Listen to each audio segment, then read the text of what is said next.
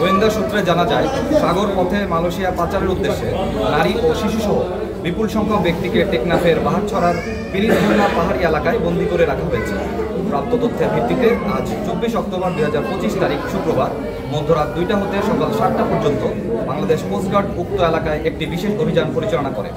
অভিযান চলাকালে কোস্টগার্ড সদস্যরা উক্ত পাহাড়ের চূড়ায় পাচারকারীদের গোপন আস্তানা হতে পাচারের উদ্দেশ্যে বন্দী থাকা নারী ও শিশুসহ 44 জন ব্যক্তিকে উদ্ধার করে।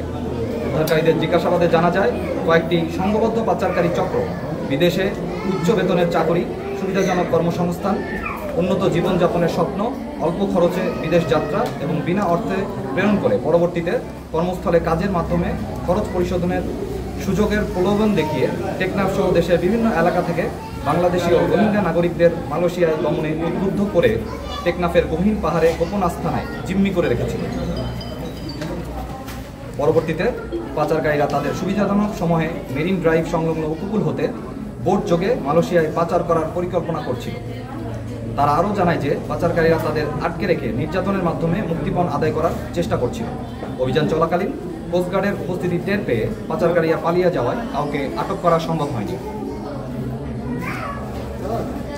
মানব পাচার রোধে বাংলাদেশ কোস্টগার্ড ভবিষ্যতে এ ধরনের অভিযান অব্যাহত রাখবে। ধন্যবাদ। আমার একটা প্রশ্ন, তারা তো নিজের ইচ্ছায় যাচ্ছে মালয়েশিয়া যাওয়ার জন্য, নিজের ইচ্ছায় পাহাড়ে যাচ্ছে, তাহলে বারবার এভাবে ধরে আনবেন, আবার বারবার তারা চলে যাচ্ছে, তাহলে ওদেরকে কোনো শাস্তির ব্যবস্থা না করা হলে তাহলে তো ওরা বারবার চলে যাবে 2 দিন পর করে। এই বিষয়ে কি বলবেন? ধন্যবাদ।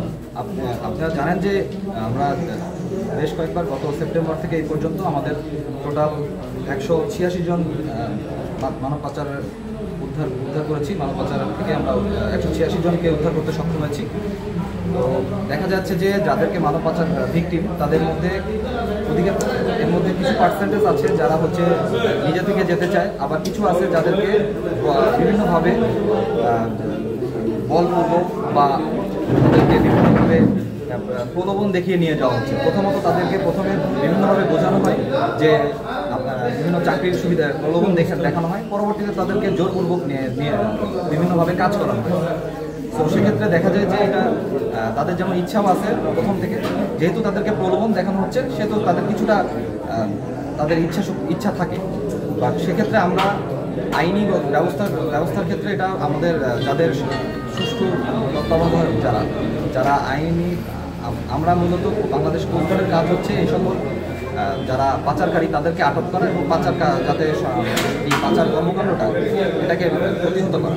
তো আমরা আমাদের অভিযান প্রতিনিয়ত চলমান রেখেছি। আমরা আশা করছি যে এই দ্রুত আমরা এটাকে নিরসন করতে পারবো। আচ্ছা, আরেকটি প্রশ্ন হচ্ছে, আমরা রোহিঙ্গা ক্যাম্প ভিত্তিক আমাদের সংশ্লিষ্ট কিছু বাহিনীর দায়িত্ব রয়েছে, যারা রোহিঙ্গাদের ওনাদের আদেশ অনুযায়ী বা বিধিনির্দেশ না মেনে